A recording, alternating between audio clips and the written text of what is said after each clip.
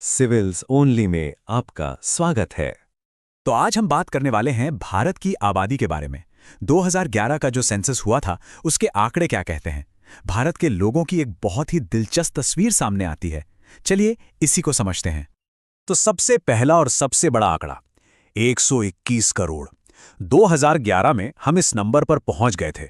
मतलब ये इतना बड़ा नंबर है कि उस वक्त हम चीन के बाद दुनिया के दूसरे सबसे ज्यादा आबादी वाले देश थे। अब ये 121 करोड़ सुनने में तो बहुत बड़ा लगता है, लेकिन इसका असली मतलब क्या है? जरा सोचिए। अगर आप नॉर्थ अमेरिका, साउथ अमेरिका और ऑस्ट्रेलिया, इन तीनों महाद्वीपों की पूरी आबादी को मिला दें, तो भी भारत की आबादी उससे ज्यादा थी। ये कंपैरिजन हमें बताता है कि हम असल में कितने विशाल हैं। तो आज हम क्या क्या देखने वाले हैं? सबसे पहले बात करेंगे डिस्ट्रीब्यूशन और डेंसिटी की, मतलब लोग रहते कहाँ हैं। फिर देखेंगे कि हमारी आबादी की ग्रोथ कैसे हुई। इसके बाद हम कॉम्पोजिशन को समझेंगे, गांव शहर का क्या हिसाब है, भाषाएं कौन सी हैं, धर्म कौन से हैं। फिर देखेंगे वर्किंग पॉपुलेशन को, और आखिर में इन सबको जोड़कर एक बिग पिक्चर समझने की कोशिश करेंगे। चलिए तो शुरू करते हैं पहले पॉइंट से, डिस्ट्रीब्यूशन और डेंसिटी। सवाल सीधा सा है, ये 125 करोड़ लोग आखिर रहते कहाँ हैं? क्या पूरे देश में बराबर फैले हुए हैं? देखते हैं। देखिए, सबसे पहली और हैरान करने वाली बात तो यही है कि भारत की आबादी का डिस्ट्रीब्यूशन, मतलब फैलाव, बिल्कुल भी बराबर नहीं है, बहुत ज्यादा असमान है। आप सोचिए, कुछ गिने चुने राज्य हैं जहां देश की ज्यादातर आबादी रहती है, जैसे उत्तर प्रदेश, महाराष्ट्र, बिहार, पश्चिम बंगाल, आंध्र प्रदेश। इन जैसे सिर्फ 10 राज्यों को मिला दें तो देश के 76% लोग इन्हीं में रहते हैं। अच्छा, इस असमान फैलाव को समझने का एक और जरिया है पॉपुलेशन डेंसिटी, यानी जनसंख्या घनत्व। इसका सीधा सा मतलब है कि 1 स्क्वायर किलोमीटर के एरिया में कितने लोग रहते हैं। 2011 में भारत का जो औसत था वो था 382 लोग पर स्क्वायर किलोमीटर। इससे पता चलता है कि हमारी जमीन पर आबादी का कितना दबाव है। और ये जो औसत है ना, ये पूरी कहानी नहीं बताता, क्योंकि देश में तो जमीन आसमान का फर्क है। एक तरफ आप देखिए अरुणाचल प्रदेश, जहां 1 स्क्वायर किलोमीटर में बस 17 लोग रहते हैं, और दूसरी तरफ है हमारी राजधानी दिल्ली, जहां उतने ही एरिया में 11,000 से भी ज्यादा लोग रहते हैं। सोचिए, एक ही देश में दो कितनी अलग अलग तस्वीरें हैं।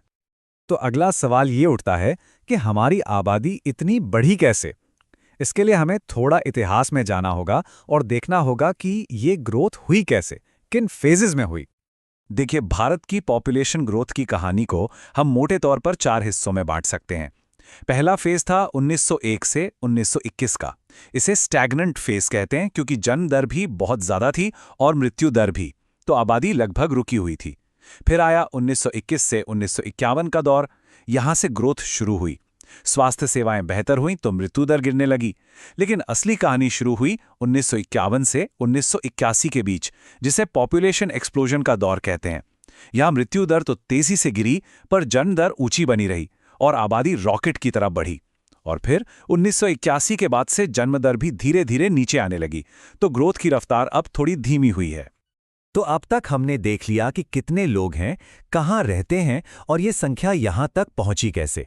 अब जरा इन नंबर्स के पीछे जो लोग हैं उनकी विशेषताओं को समझते हैं, मतलब पॉपुलेशन कॉम्पोजिशन की बात करते हैं। पहले देखते हैं कि लोग गांव में ज्यादा रहते हैं या शहर में, और भाषाएं कौन कौन सी बोली जाती हैं। 2011 के आंकड़े बताते हैं कि भारत अब भी असल में ग्रामीण देश ही है। लगभग 69% आबादी गांवों में रहती है। हाँ, ये बात और है कि शहरी आबादी जो करीब 31% है, वो भी बहुत जरूरी है और तेजी से बढ़ रही है। ये दिखाता है कि लोग काम और बेहतर मौकों के लिए गांवों से शहरों की तरफ आ रहे हैं। अब बात करते हैं भाषा की। भारत में भाषाओं की इतनी ज्यादा विविधता है कि आप हैरान रह जाएंगे। लेकिन ज्यादातर भाषाएं 4 मेन लैंग्वेज फैमिलीज से आती हैं। सबसे बड़ी है इंडो आर्यन फैमिली, जिससे करीब 73% लोग जुड़े हैं। इसके बाद नंबर आता है द्रविडियन फैमिली का, जो आपको खास तौर पर दक्षिण भारत में सुनने को मिलेगी। चलिए, कॉम्पोजिशन में ही अब एक और पहलू देखते हैं, और वो है भारत का धार्मिक स्वरूप, मतलब द फैब्रिक ऑफ फेथ। तो 2011 के हिसाब से देश में करीब 80% आबादी हिंदू है। इसके बाद 14% से ज्यादा आबादी के साथ इस्लाम दूसरा सबसे बड़ा धर्म है। फिर आते हैं ईसाई, सिख, बौद्ध और जैन धर्म के लोग। ये सभी समुदाय मिलकर ही भारत की वो खूबसूरत सांस्कृतिक विविधता बनाते हैं जिसके लिए हम जाने जाते हैं। चलिए अब थोड़ा इकोनॉमिक एंगल से देखते हैं। बात करते हैं भारत की वर्किंग पॉपुलेशन की, यानी हमारे वर्कफोर्स की। अच्छा, यहाँ एक बात समझना ज़रूरी है। सेंसस जो है वो वर्कफोर्स को दो हिस्सों में बांटता है। एक होते हैं मेन वर्कर्स, जो साल में कम से कम 6 महीने काम करते हैं, और दूसरे होते हैं मार्जिनल वर्कर्स, जो 6 महीने से कम काम करते हैं।